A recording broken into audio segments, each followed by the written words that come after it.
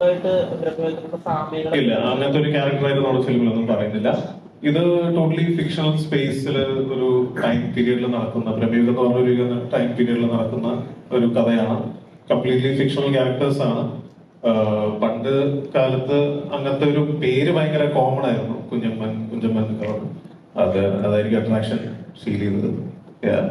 പക്ഷെ ഈ കഥയ്ക്ക് വളരെ അത്യാവശ്യമായിരുന്നത് എനിക്ക് ടി ഡി സാറുമാരി ഒരു സാറിന്റെ സപ്പോർട്ടിൽ ഡയലോഗ്സ് ഫ്രെയിം ചെയ്യാനും അങ്ങനെ കുറച്ച് ടൈം എടുത്തിട്ടാണ് ഈ കഥ എഴുതുന്നത്. So I needed a support.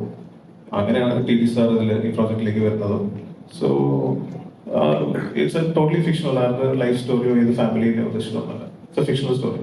നമുക്ക് ഇപ്പം മലൈക്കോട്ടെ വാലിബൻ തിയേറ്ററിൽ ഇറങ്ങിയതിനു ശേഷം അതിന്റെ പ്രൊഡ്യൂസർ പറയുണ്ടായി എന്താണ്, മമ്മൂക്കയുടെ ചിത്രങ്ങൾ പ്രേക്ഷകര് ഇരു കൈ നീട്ടി മമ്മൂക്കയുടെ പരീക്ഷണ ചിത്രങ്ങൾ സ്വീകരിക്കുന്നു എന്ന് പറഞ്ഞു.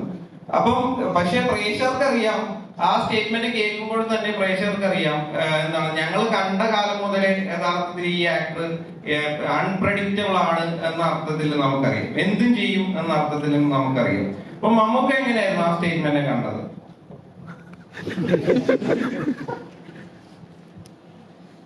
നിങ്ങളെപ്പോലെ തന്നെ പറഞ്ഞതേ ഉള്ളൂ. പ്രത്യേകിച്ചൊരു കാര്യമൊന്നും പറയാനില്ല. നിങ്ങൾ എന്തും ചെയ്യും എന്നുള്ള തീരുമാനം എനിക്ക് ശ്രമിച്ചു. അല്ലെ, എന്നെ സംബന്ധിച്ചിടത്തോളം എന്തും ചെയ്യണം എന്നാണ് എൻ്റെ ആഗ്രഹം. അതിന് എന്ത് സിനിമയിൽ നിന്ന് നമ്മൾ വന്നപ്പോൾ ഇപ്പൊ കാണുന്ന ഈ ഒന്നും പ്രതീക്ഷിച്ചിട്ടല്ല സംഗതി. സിനിമയിൽ ഞാൻ പ്രതീക്ഷിച്ച സിനിമ മാത്രമാണ്. എനിക്ക് സിനിമ മാത്രമേ ഇഷ്ടൂ, ബാക്കി കിട്ടുന്നതൊക്കെ ബോണസാണ്. അപ്പോ ബോണസിനെ കുറിച്ച് ആലോചിക്കാതെ തന്നെയാണ് സിനിമയിൽ ഞാൻ അങ്ങോട്ടും അങ്ങനെ ആവാനാണ് എൻ്റെ ശ്രമം. പക്ഷെ ഒരു കാര്യം എനിക്ക് നിങ്ങളോട് ചോദിക്കുന്നത്, കൂടെ ഉണ്ടാവും, വഴിയിട്ടിട്ട് പോയില്ലേ?